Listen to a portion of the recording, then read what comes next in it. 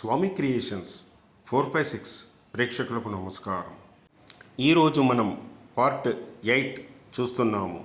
ఒక తాగుబోతు భక్తుడు అలా ప్రతిరోజు గంగానమ్మ తల్లికి పండ్లు పెట్టి వెళ్ళిపోయేవాడు. మళ్ళీ సాయంకాలం వచ్చి చూస్తే ఆ పండ్లు ఉండేటివి కావు.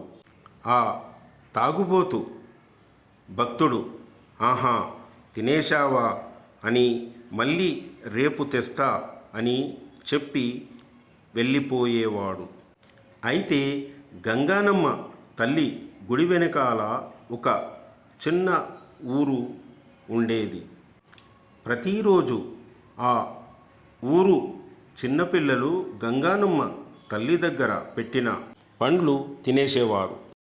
సబ్స్క్రైబ్ చేయండి, లైక్ చేయండి, షేర్ చేయండి, కామెంట్ చేయండి.